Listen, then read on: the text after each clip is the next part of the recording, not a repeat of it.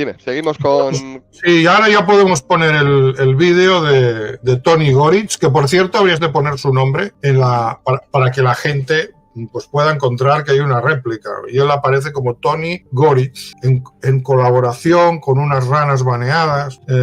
Es más que nada para que la gente pueda detectar que ese vídeo pues tiene su réplica. A ver, dame un segundo. Ah, vale, lo dices para ponerlo en... Vale, luego eso... Aparezca ese nombre en algún sitio para que el buscador, pues, si sale lo suyo, que también pueda salir nuestra réplica. Eso saco yo un extracto, minuto 40 que llevamos de directo, saco yo un extracto y se lo enlazo directamente con su canal y todo para que no quede duda y le llegue. Que le va a llegar seguro, ya te lo digo yo. Muy bueno, bien. Pues ponemos su vídeo. Esto es un vídeo que luego se hizo después de la rana baneada, que bueno, pues ya no lo hemos comido con patatas y ahora vamos a por el postre con este tipo que tiene un vídeo que se llama Jaume Farrerons equipara el cristianismo con el sionismo y comienza así. Camaradas, estoy completamente contento de estar colaborando con el camarada Rana. En el día de hoy, como él ya mencionó... Este ya no, ni capucha ni voz, o sea, ya voz distorsionada, un dibujo animado de fondo. Bueno, venga, va.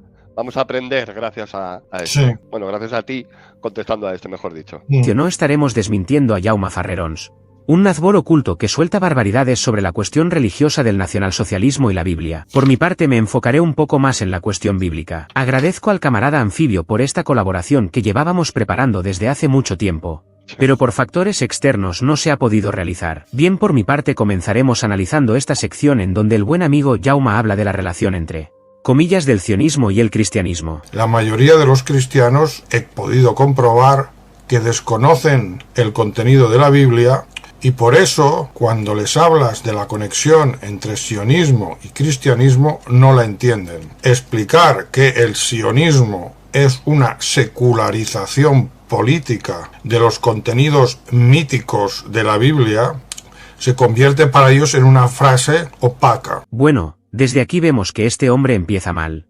Cuando menciona que la mejor manera de entender el sionismo no es precisamente la Biblia lo que hay que leer, sino más bien el Talmud, que ahí es donde se rigen las bases morales del sionismo y de los J. Remontémonos al pasaje llamado Yalkut 245c, en donde dice textualmente, el exterminio de cristianos. Empezamos mal. Este señor dice que nos hemos de basar en el Talmud. ¿Explica por qué? No explica por qué. A ver, ¿dónde está el concepto de pueblo elegido, que es la base del sionismo y de la tierra prometida por Dios a los judíos? Esto está en el Antiguo Testamento. Este señor es un ignorante, porque me acusa de ignorancia teológica, pero es un ignorante, no sabe ni lo que es el Talmud. El Talmud es un comentario de la Torá, es decir, los judíos, su documento fundamental es la Torá. La Torá aparece en el Antiguo Testamento como Pentateuco. Vosotros cogéis una Biblia, os vais al Pentateuco, y ahí hay 5 libros, se llama Penta, viene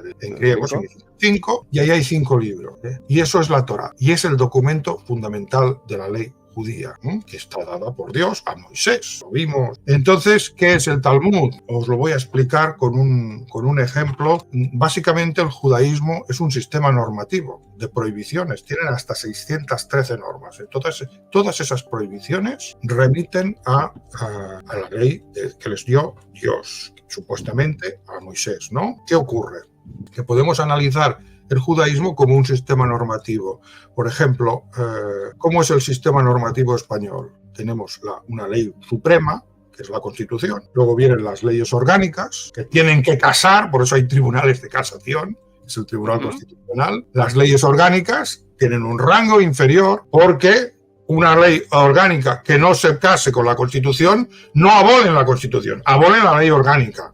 Después están las leyes no orgánicas y debajo de las leyes orgánicas aún están los reglamentos. Cuando un reglamento entra en conflicto con la ley, pues se modifica el reglamento, no la ley.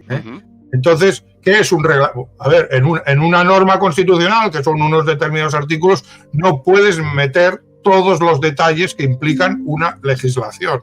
O sea, que habrían problemas de interpretación si se intentara aplicar la Constitución sin leyes que la desarrollaran y sin reglamentos que desarrollaran las leyes. Pues bien, ¿qué es el Talmud? En el sistema normativo judío, la Constitución sería la Torá.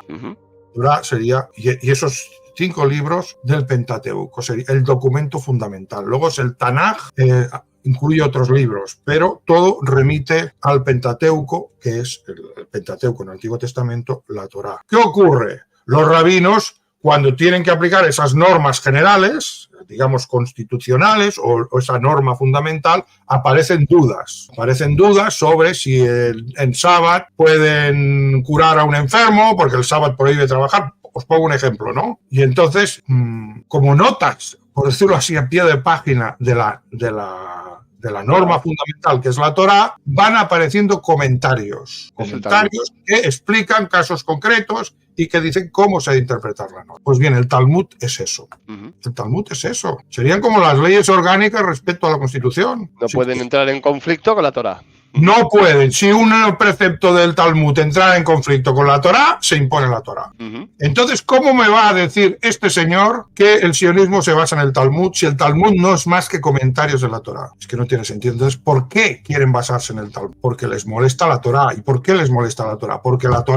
Porque ellos son cristianos y la Torá es el Antiguo Testamento, que está dentro del canon, no ya cristiano, católico. La Iglesia Católica aceptó la Torá y le cambió el nombre, era la Antigua Alianza, y ahora hay una nueva alianza, pero la Antigua está incorporada en el canon de las Sagradas Escrituras. ¿Y por qué está incorporada? Porque es que el Nuevo Testamento no se podría explicar sin el Antiguo. En el Nuevo Testamento hay constantes referencias a la Torá, porque es que eran todos judíos. Jesús era judío, los apóstoles eran judíos, os lo he dicho. San Pablo, que es el fundador, Saulo de Tarso, su nombre judío, Saulo de Tarso, era judío, es el fundador de la Iglesia. La Iglesia Católica fue fundada por San Pablo, que es Saulo. Y todos los escritores que redactan lo que se llama el Nuevo Testamento, los evangelistas, que a veces se nos han presentado como los apóstoles, que eran como testigos de los hechos de Jesús, y dan a entender a veces, pero ya se ha demostrado hasta la saciedad, que quienes redactaron no fueron testimonios. Se hace un poco...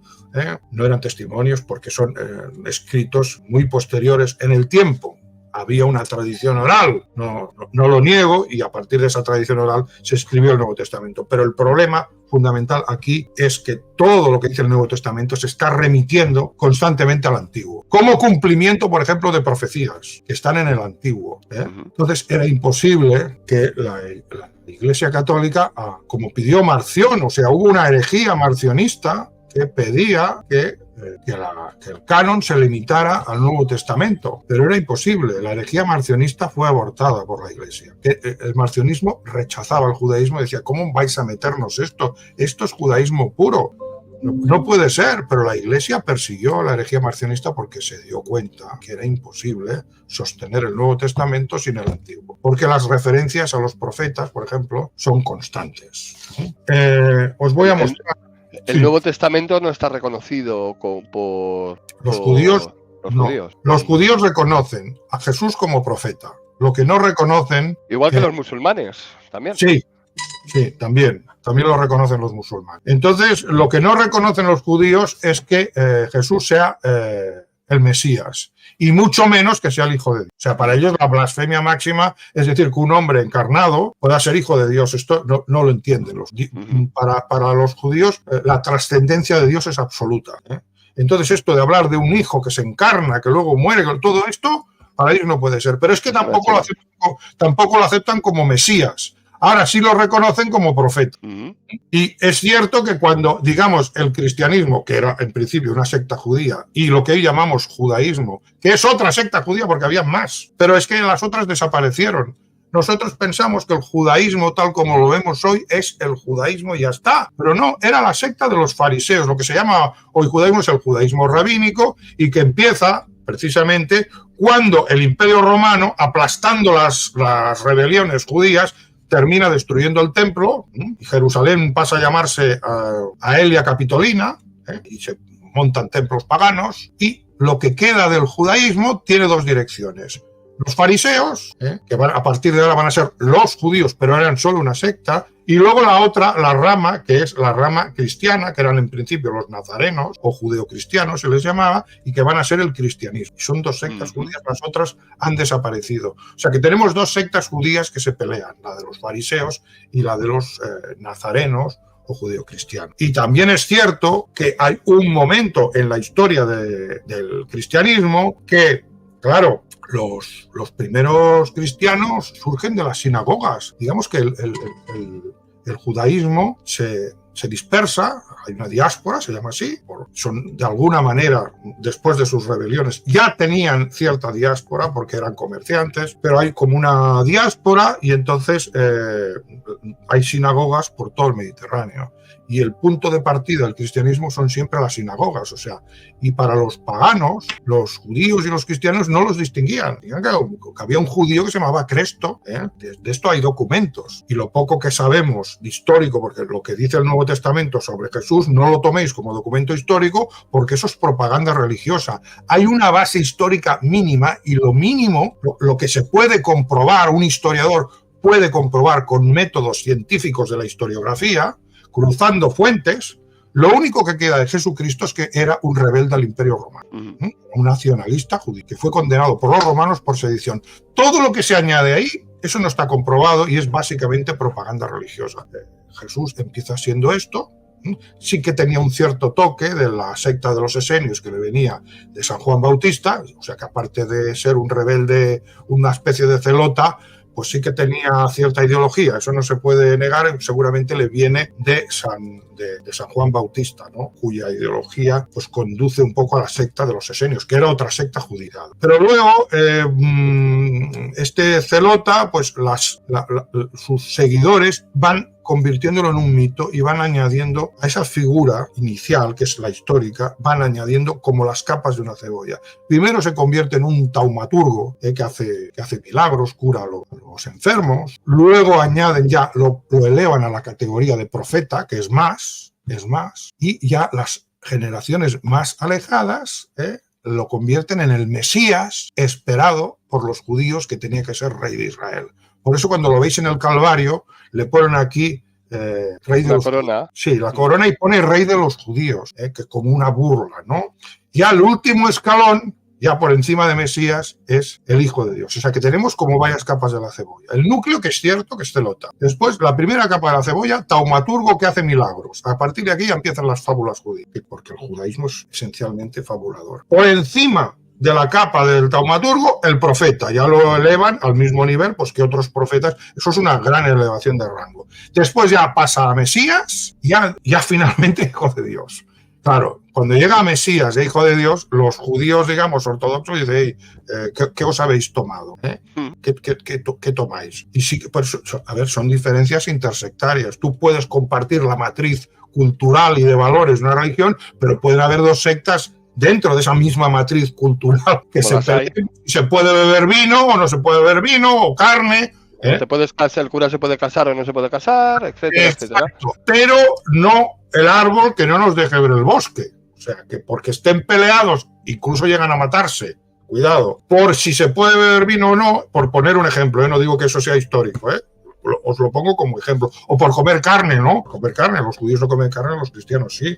Pero los musulmanes no comen carne. En este sentido están más próximos al judaísmo. Esas peleas intersectarias no nos deben, ese árbol no nos debe impedir ver el bosque, que es que todo el universo cultural y de valores judaico está detrás. Entonces os voy a mostrar algunas evidencias gráficas. Mira, aquí tengo yo una Biblia judía.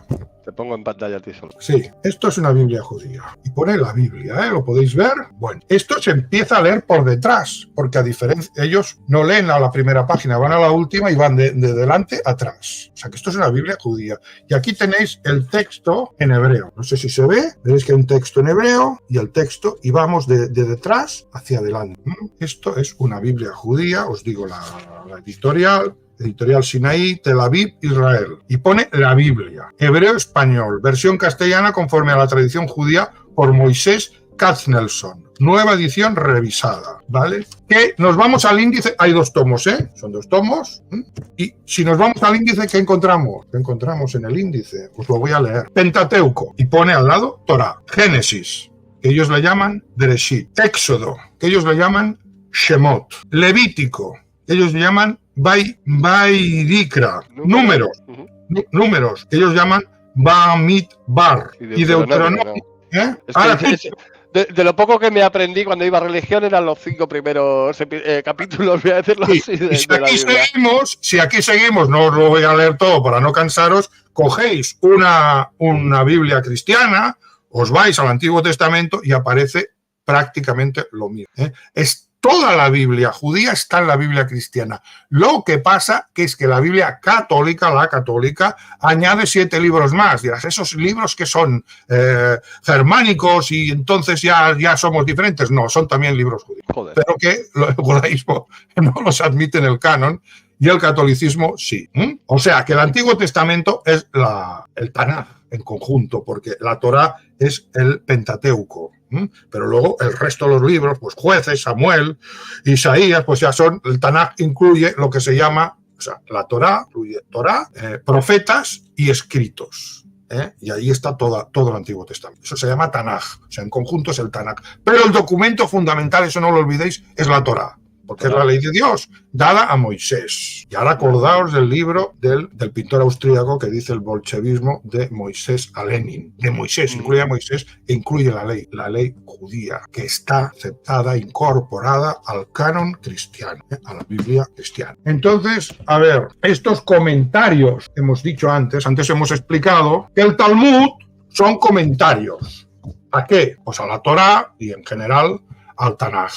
Básicamente es una aclaración de dudas. Entonces, ¿de qué se compone el Talmud? Pues tiene una parte principal que se llama la Mishnah y luego otra cosa que se llama Gemara, que son historias de rabinos. Pero la parte más importante del Talmud es esto, la Mishnah. Esto es un libro porque esto está en papel Biblia, de 1436 páginas. Y aquí, ellos que me acusan de ignorancia teológica, yo tengo la Biblia hebrea, traducida, y tengo también el Talmud, lo principal del Talmud, que es la Mishnah. Basta leerse esto para ver que están comentando la Torá, comentando el Tanaj, que están comentando lo que está también en el Antiguo Testamento. Entonces, mi pregunta es, ¿quiénes son aquí los ignorantes? Pero es que hay más. Es que el sionismo, antes de ser una formulación política judía, fue una ideología cristiana. Y hay una cosa que se llama sionismo cristiano, que es anterior al sionismo judío. Y ahora te ruego que enlaces el artículo de la Wikipedia titulado Sionismo cristiano. Aquí le tengo. Es un movimiento surgido en el seno del cristianismo, principalmente evangélico, pero no circunscrito únicamente a esta denominación, que apoya la idea de un hogar nacional para los judíos desde antes de 1948 y continúa apoyando la existencia del Estado de Israel hasta la fecha. El sionismo cristiano es la creencia entre algunos cristianos de que el retorno del pueblo judío a Tierra Santa y el establecimiento del Estado de Israel en 1948 fueron el cumplimiento de la profecía bíblica. El término empezó a ser usado a mediados del siglo XX, reemplazando... Reemplazando el restauracionismo cristiano. El catolicismo tradicionalmente no prestó mucha atención al sionismo, pero el apoyo cristiano a dicho movimiento creció entre la comunidad protestante. Bueno, a ver, ¿por qué puede existir un sionismo cristiano? Pues porque el Antiguo Testamento, es decir, la Torá, forma parte del canon. O sea, dentro de los libros sagrados cristianos están incluidos los libros sagrados judíos, todo el Tanaj y la Torá especialmente, pero todos con el mismo rango. Y además es que el canon cristiano el católico añade 7 libros más que también son judíos. El canon protestante se basa en el canon hebreo, que tiene menos libros. Digamos que el canon hebreo son 39 libros, el canon protestante acepta el canon hebreo, 39, y el católico, además de los 39 del canon hebreo y protestante, añade 7 libros más y tiene 42. Esa es la única diferencia e insisto en que esos libros también son judíos, no son aportaciones de la cultura europea que puedan de alguna manera permitirnos reinterpretar nada. Son también libros de origen de la misma tradición hebrea.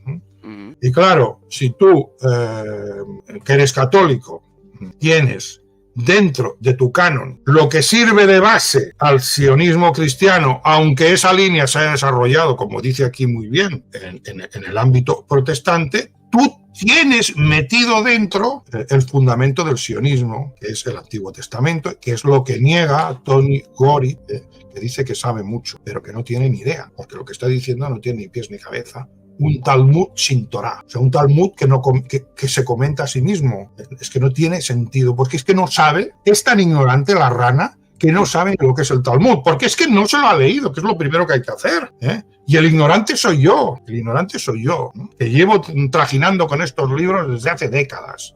Me parece que antes de que él hubiera nacido, ¿eh? Sí. Y me acusa de ignorante. Puede ser, sí. Seguimos oyendo. Sí, aquí tengo un libro que se llama Sionismo Cristiano, que es el clásico, quizá, de Stephen Schitzer, La hoja de ruta del Armagedón. Es importante porque el sionismo, ya vimos lo que eran las doctrinas apocalípticas, ¿no? Ya lo hemos comentado ya alguna vez. El sionismo es una forma, el sionismo cristiano, también el judío, por supuesto, es una forma de apocalipticismo, porque esta llegada de los judíos, el retorno al apocalipsis, sí. Está vinculado a catástrofes. ¿Y qué está pasando? Lo estamos viendo.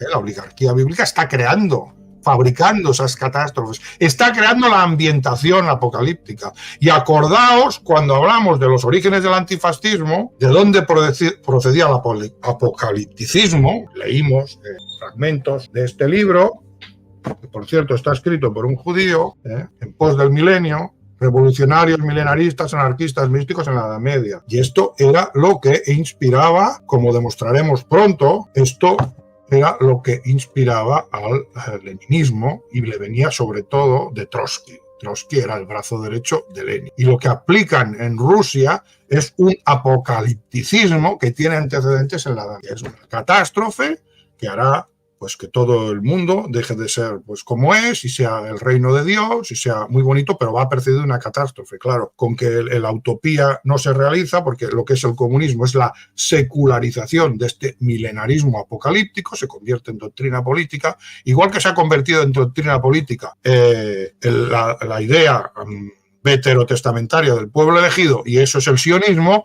Hay otra secularización que es la del apocalipticismo cristiano, y de ahí sale el comunismo. Y ya os cité el artículo de Alain de Benoit que decía que el cristianismo era el comunismo de la antigüedad, porque las primeras comunidades cristianas son apocalípticas.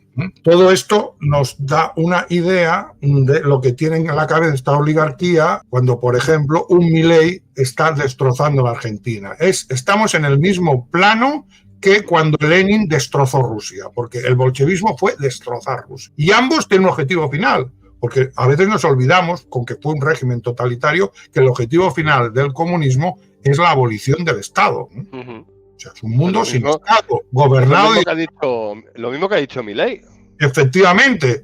Y claro, con que esto está a la derecha y lo otro está, digamos, en la extrema izquierda, no lo relacionamos. Pero para quien tiene los códigos interpretativos, ve que estamos ante el mismo trasfondo cultural. Este odio al Estado, que ellos asocian al dios pagano, porque ¿qué eran los dioses paganos? Eran representaciones simbólicas de pueblos articuladas en forma de Estado normalmente. Entonces, cuando tú adorabas a un dios pagano, era la comunidad la que se estaba fijando a sí misma y representando a sí misma. Y eso quedaba reflejado en el Estado y en unas figuras míticas, pero que eran formas de representación del Estado. Entonces, el dios pagano era el Estado de ese pueblo. ¿Por qué una ideología que niega a todos los otros dioses, porque dice que solo hay un dios y que además es el suyo, cuidado, el suyo, el dios judío? ¿Por qué odia tanto al Estado? Pues por la relación. Hay como dos niveles de discurso: el político secularizado, pero para poderlo entender has de bajar al código religioso, y entonces ves el odio al Estado. Y ese odio al Estado lo tienes tanto en el comunismo como en un Milei. Lo tienes tanto en Lenin y Trotsky como en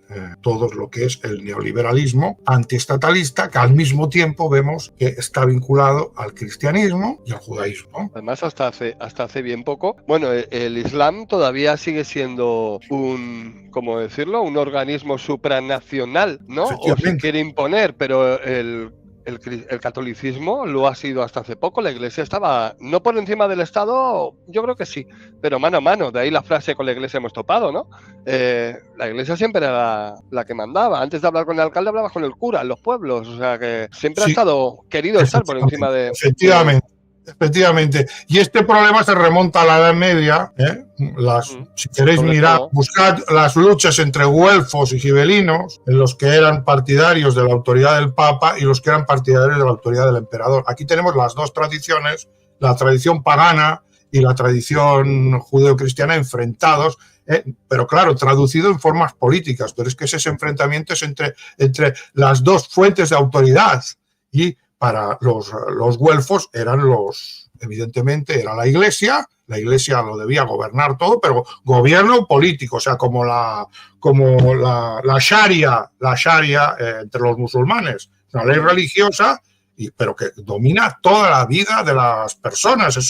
El Código Penal es la Sharia. Pues en el modelo cristiano original estamos en lo mismo. El Papa es un cargo político divino, es una teocracia, pero el emperador queda por debajo, tiene que arrodillarse, tiene que someterse. Y esta lucha, ¿qué es? Es la recodificación de la lucha entre la visión judía y la visión europea aria de lo que debe ser el Estado, ¿no? Que convierta al Estado en su propia fundamentación. O sea, el Estado no necesita legitimarse en Dios, es lo que hemos dicho, él mismo es, para el nacionalista, su Dios es la nación, su propia nación. No se somete a un Dios externo, universal, y encima a un Dios extranjero de un pueblo supremacista. Esto ya es el suicidio de una nación. Y esto, en el fondo, es lo que nos proponen los cristianos como disidencia controlada, cuando son disidencia, en el mejor de los casos, del judaísmo, ¿no? A día de hoy, además, no sé si es el protocolo o el protocolo es así precisamente por eso, pero cuando cualquier mandatario de cualquier país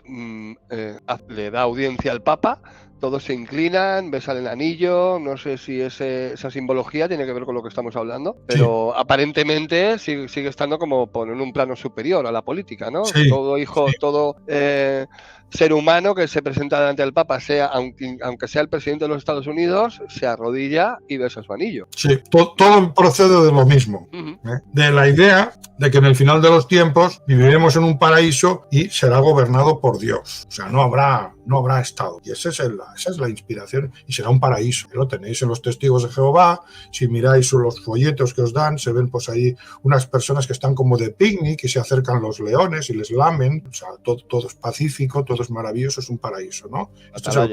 Esto es el cuento que nos venden, pero allí, claro, allí ya no hay Estado, ya no hay Estado, ahí es Dios el que gobierna, y eso es lo que prometen, eso es lo que venden, eso es estos vendedores de crecepelo, estos charlatanes de feria, pues enganchan a la gente con este tipo de promesas. Y claro, según el nivel cultural, pues mucha gente es como el expediente Royuela. Sabemos que no funcionaba por la razón.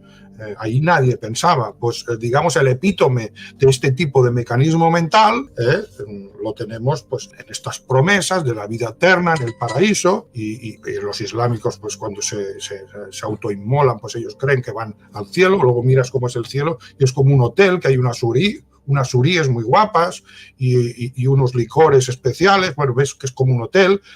Claro, todo esto, esta mentira la ha utilizado el judaísmo para desnacionalizar. Había una rama hacia Oriente para desnacionalizar los pueblos semitas y otra hacia Occidente, que es el cristianismo, para que estos pueblos ya no actúen en función de su propia nacionalidad, sino de este Dios supuestamente universal, se desnacionalicen. Mientras ellos reafirman constantemente su nacionalismo. O sea, dos alas, el ala islámica y el ala cristiana, porque también los nacionalismos árabes laicos han sido machacados por el Islam. Y cada vez que hay un conflicto veréis que Washington y Estado de Israel, ¿a quién promueven? No promueven los nacionalismos laicos, promueven el integrismo islámico. Y cuando hacen actos terroristas, ellos mismos los montan, luego acusan ¿a quién? Van a por ISIS, no, van a por regímenes laicos, o sea, están promoviendo eso, la desnacionalización, y favorecen el Islam, porque el Islam forma parte de eso que hemos llamado el centro de unión de las tres religiones abrahamánicas. No se conectan exteriormente, pero sí, digamos, en la criptocracia, cripto significa oculto, que es todo lo que llamamos masonería, y ahí se coordinan para promover el supremacismo sionista. que es un nacionalismo judío. Y este es el esquema interpretativo que nos permite comprender lo que pasa, por ejemplo, en Oriente Medio y por qué Israel arrinconó a la OLP, que era un nacionalismo laico de los palestinos, y promovió Hamás, que es integrismo islámico. Y si rascásemos veríamos que incluso el régimen teocrático de Irán fue la forma que tuvieron de acabar con el nacionalismo laico persa. Bien, esto nos desvía un poco, pero... Igual que en Siria, ¿no? Ya será en Siria, claro. ¿Qué regímenes han atacado con la excusa de la lucha contra el terror? Todos regímenes laicos, ¿no? Gaddafi, Bashar el-Assad, Saddam Hussein. Ellos crean la organización terrorista, montan los atentados y eso es la excusa para atacar el terrorismo. No, regímenes laicos, los nacionalismos laicos, y promoviendo siempre el universalismo islámico, la UMA, es la comunidad islámica, que es supranacional y que tiene su equivalente en el cristianismo, que es la Iglesia, con las mismas pretensiones. Y siempre ellos detrás, afirmándose en su nacionalismo supremacista. Y esta es la trampa, esto es lo que hemos de ver. Si no vemos todo esto, no vemos quién es el enemigo. Y pretender luchar contra el judaísmo desde el cristianismo es ridículo, porque el cristianismo es la disidencia controlada del judaísmo. Ahora, si seguimos... Buen titular ese, me lo apunto. Pues sí. Y ahora, si seguimos con el vídeo de la rana esta... Sí. Veremos que os mostrará las persecuciones a que los cristianos han sometido. Vamos a verlo todo esto. Ahora, tengo aquí algunas preguntas que luego se las paso a Jaume. Seguimos. Sacrificio necesario. Vamos ahora a otro pasaje de los hermanos mayores. Zohar 1160. Los J siempre deben tratar de engañar a los cristianos. Y Giten 57. Jesús está en el infierno siendo quemado en excremento caliente. Así que sí, Yauma, los cristianos y los sionistas deben ser muy parecidos, que los J le dedican estas palabras a sus entre comillas hermanos. Y no se entiende el Nuevo Testamento si no es en relación con el Antiguo. El Nuevo Testamento es el mensaje que el judaísmo envía a los no judíos. Y hay que interpretarlo siempre así. ¿Qué quieren los judíos de los no judíos? A ver un momento. Bueno, camaradas, como volvemos... ¿Qué quieren los judíos de los no judíos? Primero, que dejen de ser legionarios tan eficaces que aplastaron las rebeliones judías, aunque hay que decir que los judíos se resistieron bien, todo hay que decirlo. ¿Qué querían? No los habían podido derrotar militarmente, porque era imposible que Judea derrotara al Imperio Romano. Ellos quizás esperaban la ayuda de Dios, claro, no vino, porque ese Dios no existe. Entonces, ¿cómo vamos a conseguir derrotar al Imperio Romano? No lo conseguiremos por las armas, pero sí si les metemos un veneno ideológico que en vez de legionarios, pues amen a sus enemigos, pongan la otra mejilla, si les quitan el sayo, pues ofrece también tus sandalias. Y eso fue el mensaje enviado. Y eso es el cristianismo. El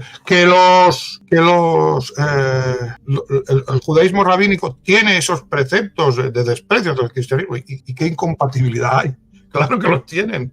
Ellos son nacionalistas. Ellos promueven el no nacionalismo para, en este caso, para nosotros. Pero ellos quieren mantenerse separados y los propios rabinos promoverán el gueto para mantener controlados a los judíos, porque aquí quienes mandan son los rabinos y la relación entre los rabinos y el propio pueblo judío, cuidado que hay un libro que lo explica, y lo explica judíos que lo han visto todo esto. Entonces se trataba de mantener separados y mantener una hostilidad, no había fronteras, había que crear una línea de división para mantener la identidad del pueblo judío, porque todo el cristianismo no es más que un intento de desnacionalizar a los no judíos, pero los judíos sí que tienen que mantenerse nacionalizados. De ahí que el propio judaísmo promueva esta hostilidad e incluso promueva el antisemitismo cristiano, que les va bien para que los judíos estén bajo las riendas de los rabinos. O sea que el antisemitismo cristiano ha sido promovido desde el meollo del cristianismo, pero también por los rabinos. Y es posible que ciertas cosas que se han hecho, que yo no sé si son ciertas o no, pero que se les atribuyen y que ahora las va a sacar, si todo esto tiene como finalidad pues mantener esa línea de separación entre judíos y cristianos, que está en la lógica de lo que os estoy explicando. Sigamos. A ver, Yauma vuelve a patinar en su análisis. Como que el Nuevo Testamento es lo que los J le dicen a los gentiles, cuando es precisamente en el Nuevo Testamento donde se contradice la visión del Antiguo Testamento. Y esa visión era que Jesucristo se separó de la visión J y empezó a predicar a los gentiles y galileos como él. Esto ocasionó que lo persiguieran hasta acabar con su vida, como nos relata el versículo de Juan 7:1 que exclama: después de esto Jesús andaba únicamente por Galilea, pues no podía andar por Judea porque los buscaban asesinarle. Pero un momento. El discurso del Nuevo Testamento es precisamente el motivo por el que... Perdón, que no me hacía caso el botón. Ahora, perdón. Mira, hay un artículo de Carrera Marca donde explica la teoría de Nietzsche sobre el cebo. A ver un momento, que te lo pasaré, que lo tengas más accesible. Pásame la tele. Dentro de cada cristiano hay un judío, o el sionismo en la doctrina católica, que es lo que os he explicado antes, de que las bases del sionismo están en el Antiguo Testamento. Pero aquí explica Nietzsche, que es un filósofo que es el que descubrió todo esto. Todo esto que estoy explicando básicamente procede de Nietzsche. Y habla del cebo. Claro, para que los gentiles se creyeran todo el mensaje cristiano, tenía que haber una cierta hostilidad hacia la figura de Jesucristo, ¿no? Tenían que picar el cebo, lo dice. Hay un fragmento, lo cito en este artículo, por favor, enlázalo, que la gente pueda leer ese fragmento que vale su peso en oro del artículo que está en Más allá del bien y el mal, creo recordar, dentro de cada cristiano hay un judío. Y esta frase, dentro de cada cristiano hay un judío, no me la he inventado yo, la ha inventado un papa. Pásamelo, ¿o le tengo yo por aquí? Sí, no. Espérate. Los artículos va a merecer la pena leerlos en los directos que hago yo por la noche. Ya lo tienes. Leer esos artículos y seguir ampliando. Ah, sí, le tenía por aquí, sí, es verdad. Perdón, sí, te lo he puesto más a mano. Le tenía preparado ya, sí. Aquí está. Bueno, ahora no voy a leer la frase dentro de cada cristiano. Dirás, ¿esto es ofensivo? No, lo ha dicho el Papa. Esto lo dijo el Papa. Es un artículo de prensa, se basa, lo cito, está enlazado.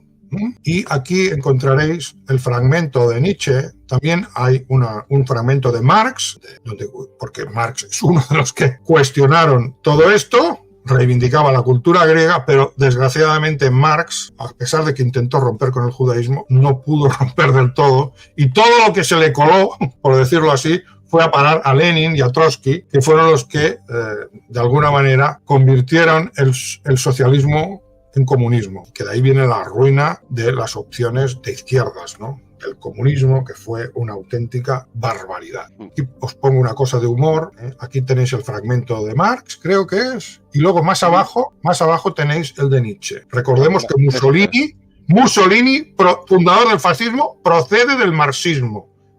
Y el fascismo es una herejía marxista, es una reformulación del concepto de socialismo, y aparece entonces el socialismo nacional, pero entronca directamente, digamos, que Mussolini hace una lectura de Marx desde Nietzsche y depura los últimos elementos que dentro del marxismo, todavía sin saberlo Marx quizá, no lo puedo asegurar, sin saberlo Marx quizá, todavía estaban ahí y estaban de alguna manera envenenando lo que era la doctrina socialista. Bien, aquí tenéis el fragmento de Nietzsche y aquí aparece el cebo. El cebo que les pusieron los fariseos a los gentiles, y la figura del Cristo crucificado, y además crucificado por los judíos, era el cebo que tenían que picar para que no cayeran en la cuenta de que les estaban metiendo el caballo de Troya.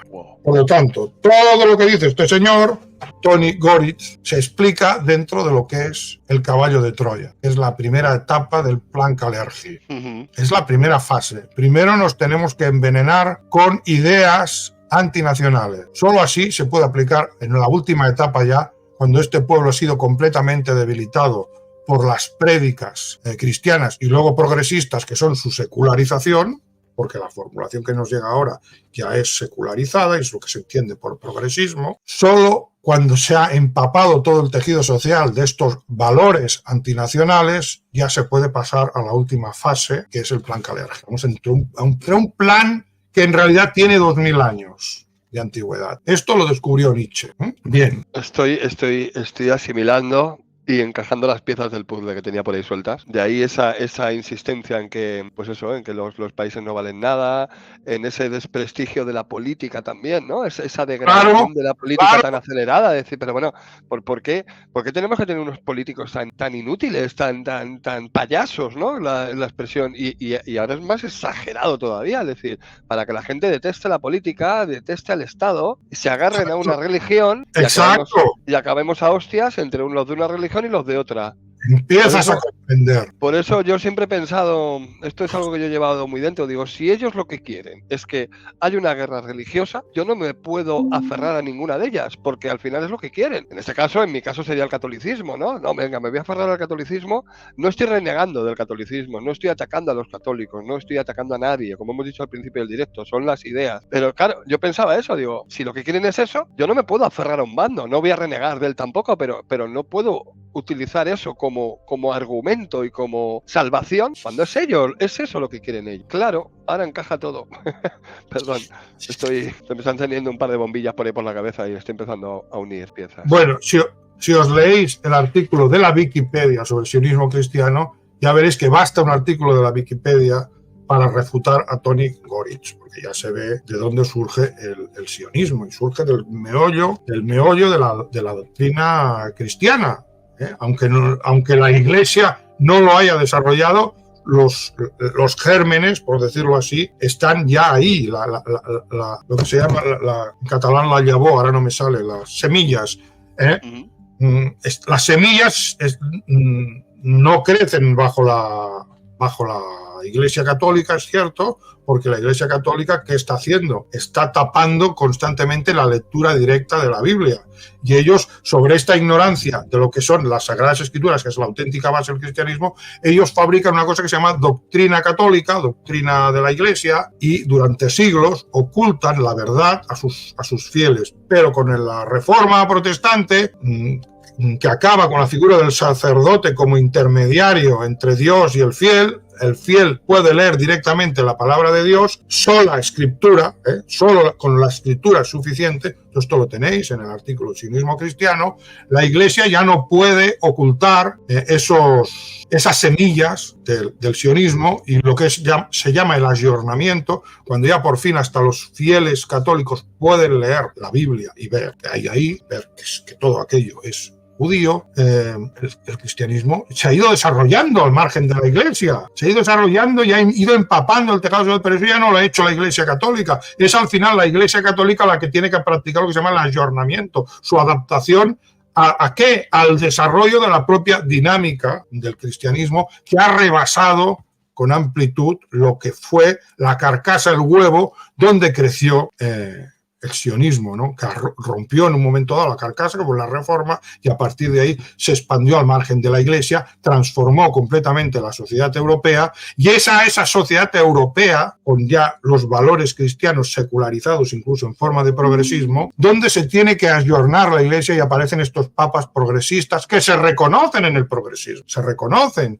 y ahí tenemos al Papa besando los pies a los inmigrantes africanos y estas cosas. Entonces, ¿en qué sentido digo que el sionismo surge? Está ahí en el sentido que acabo de explicar. Está todo ahí codificado en el Antiguo Testamento y despliega sus efectos. Basta leerse el artículo Sionismo Cristiano, ver que el sionismo cristiano es anterior al sionismo judío propiamente dicho, para entender que el sionismo no viene del Talmud. No, el sionismo no viene del Talmud. El sionismo viene de la Biblia. Y esto es lo que intenta ocultar Tony Goritz. Si queréis, seguimos. Buscaban acabar con Jesús, por contradecir todas sus ideas y cuestiones, basándonos desde el punto a quien iba dirigido. Por lo tanto, la comprensión de lo que es el sionismo pasa primero por la comprensión del nacionalismo judío, que es todo lo contrario de lo que se predica en el Nuevo Testamento, todo lo contrario.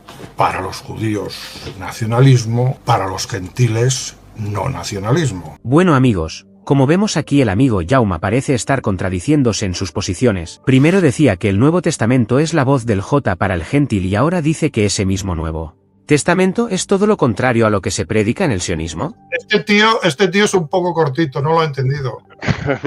No lo ha entendido, no lo ha entendido. A ver, los judíos son nacionalistas. ¿Y qué mensaje envían a los gentiles? Que no sean nacionalistas, que sean antinacionalistas, que sean universalistas, que sean, luego sea el liberalismo, el progresismo, bla, bla, bla. Pues precisamente por eso. Y ahí está la supuesta contradicción. Es que no hay ninguna contradicción. Es que el mensaje que envían a los gentiles es lo contrario que quieren para ellos. Y esas son las supuestas diferencias. Como si el cristianismo fuera superior. Pero claro, ¿solo es superior en qué términos? En términos antinacionalistas. Porque, claro, Jesús, el amor, en cambio ellos son pues eso, racistas, y el amor, ¿qué está pasando ahora? Esas condenas que se hacen a Israel, desde el campo no sionista, ¿qué son? Son condenas desde los valores cristianos convertidos en liberalismo. Esas condenas no solo rechazan lo que está haciendo Israel, rechazan nuestro propio nacionalismo. Por eso que cada vez que salen en la tele condenando a Israel por lo que hacen, están matando nuestro propio, porque esa condena no se hace desde nuestro nacionalismo, sino desde nuestro no nacionalismo. Eso ya lo expliqué en aquel debate que tuvimos con Unpierre. Ahí se explica que las condenas a lo que ocurre en Israel y en Palestina en concreto, si se hacen de los derechos humanos, eso es puro bla, bla, bla, puro bla, bla, bla, pero tiene un efecto devastador para nosotros, porque nos vemos en el espejo, digamos, de Israel y negamos nuestro propio nacionalismo, como si el nacionalismo tuviera que terminar en genocidios, en supremacismos. No. Eso es lo que nos quieren hacer creer. Y esto es lo que es incapaz de ver Tony Goris. Dice que yo me contradigo, pero ¿en qué me contradigo yo? Yo no me contradigo en nada. Al menos si aparece alguna contradicción no será la que él dice. Yo os animo a que busquéis contradicciones. Pero decir que el nacionalismo del Antiguo Testamento es contradictorio con el Nuevo Testamento, pues claro que lo es, porque el Nuevo Testamento es el mensaje que estos nacionalistas nos envían a nosotros, que seamos no nacionalistas. Esa es la contradicción, pero es una contradicción que no lo es desde la perspectiva del judaísmo, al contrario, sirve a sus intereses. Continuemos, porque él dice que yo me contradigo. Pobrecito. A ver si organizamos un... Dime, pobrecito. No alcanza a ver el contenido de ese vídeo que él mismo está citando, no lo entiende. No lo entiende. Es una pobre rana, hombre, tampoco seamos muy exigentes. ¿Verdad? Es de una cortedad, en fin. Seguimos. Un poco mejor nuestras ideas, Jauma, que parece que necesitas guiones más elaborados para no. Necesitan más guiones, dice. No, como que ya no lo tienen guionizado, ¿no? Soltar tonterías. Esto está en la Biblia. Si no habéis leído la Biblia, la tendremos que leer. No queda más remedio, porque si no ya sé lo que va a pasar. Me acusaréis de que yo pues le tengo manía al cristianismo, que son obsesiones, etcétera. No que va. Si seguramente lo haces con todo afecto al cristianismo posible y sin nada de información sesgada ni manipulada. Parece ser que a Jauma se le ha olvidado por completo la existencia del Talmud babilónico y de los protocolos sabios de Sion, que hay... Ahí es donde, bueno, sí, lo dejo por ahí. Y es verdaderamente donde está la información que se requiere para conocer los planes de los J. Y no Jauma. En la Biblia... O sea, se vuelve a hacer lo mismo, ¿no? No menciona la Torah para nada, es el Talmud y los protocolos de los sabios de Sion. Tócate las narices. Los protocolos de los sabios de Sion, algún día entraremos en ellos, si queréis, porque habría que dedicarles todo un vídeo para desmontarlos. A ver, los protocolos de los sabios de Sion son un documento que pretende reflejar las actas del Congreso Mundial Judío. Pues en ese sentido es mentira, no son las actas del Congreso Mundial. Pero dirás, bueno, pero lo que dice ahí es cierto. Ahí explica unas cosas. Ahora dejémonos de si son las actas o no son las actas del Congreso Mundial. Pues ahí explica cosas que realmente luego han pasado. ¿Pero por qué? Porque esos protocolos los hicieron ellos mismos. ¿Para qué? Para desacreditar precisamente la crítica al judaísmo con un documento que ahora todo el mundo dice que está falsificado, ya no entra en el matiz si lo que dice es una falsificación. Ya la crítica es como es el mismo efecto que el expediente Royuela. Yo me invento todo críticas a los políticos, son todos corruptos. Cuando se demuestra que eso es falso, las críticas a los políticos corruptos quedan desacreditadas. Pues con los protocolos de los sabios de Sion pasa eso. La crítica del judaísmo quedó desacreditada cuando se supo que era una falsificación en ese sentido, incluyendo lo que no tenía por qué ser una falsificación, que es que pronosticaba cosas que sucedieron, pero cuidado, hay una segunda trampa, que es que te presenta como alternativa al judaísmo que el cristianismo. Y ese es el verdadero objetivo, es una disidencia controlada. Primero, un documento falsificado, unas falsas actas. Y segundo, te mete, hombre, para que sea creíble, algo tenía que ser verdad, ¿no? Y es que algunas previsiones que tienen se cumplen, eso es lo que engancha de los protocolos. Que dices, aquí dijeron que pasaría esto y ha pasado. Pero porque es que lo hicieron ellos mismos. Ellos fabrican aquí su disidencia controlada y ya te venden el producto de que los que se oponen a todo esto son los cristianos, cuando el cristianismo es precisamente el caldo de de cultivo, la pecera donde está metido el pez y solo dentro de esa pecera puede ir creciendo, porque los valores del cristianismo y los valores del judaísmo son compartidos en su base, su raíz, todo lo que hemos visto del apocalipticismo, el milenarismo secularizado, todo esto es de procedencia judía, todo esto el liberalismo, todo esto va impregnando el tejido de la sociedad occidental, todo esto remite a los valores transmitidos por el Nuevo Testamento. Y eso hace que toda crítica que proceda de ese campo sea como disidencia controlada, porque nunca sales de su universo. Para salir de su universo has de volver a la tradición anterior, a la tradición cultural precristiana, que la tienes en Grecia, la tienes en Roma y la tienes en la mitología germánica. Tienes 3 fuentes y solo lo que venga de ahí es verdaderamente europeo. Lo que esté ya de alguna manera en contacto, mezcla, mixtura con el cristianismo, con el judaísmo, por supuesto, todo eso ya es dudoso que nos pueda ayudar a liberarnos en algo. Y eso es lo que no entiende este señor, pero no doy por refutado el tema de los protocolos. Esto es solo un anticipo, ya lo comentaremos, podemos dedicar todo un vídeo y veréis que lo que os digo pues tiene más sentido que basarse en los protocolos pero ¿qué ocurre? Que es que los protocolos, los que se enfrentan al judaísmo son ¿quiénes? Los cristianos. Ahí está la trampa. Por eso lo reivindica Goriz. El bucle vuelve a empezar. De hecho, y exacto, volvemos, no salimos nunca del universo mental y de los valores judíos. Y intentar combatir el judaísmo desde el cristianismo es un error gravísimo, porque mientras tú combates el judaísmo rabínico, difundes el cristianismo. ¿Y qué estás difundiendo? Los valores de otra secta judía para gentiles. Este es el error. Por eso estamos siendo derrotados. Porque cada vez que hacemos algo, sin querer, estamos difundiendo cada vez que condenamos a Israel, por ejemplo, en nombre del liberalismo y el progresismo, ¿qué estamos haciendo? Lo mismo. Nos estamos suicidando, porque no condenamos a Israel en nombre de nuestro nacionalismo, sino de la negación de todo nacionalismo. Pues la protoforma de este discurso, ya secularizado, es el cristianismo.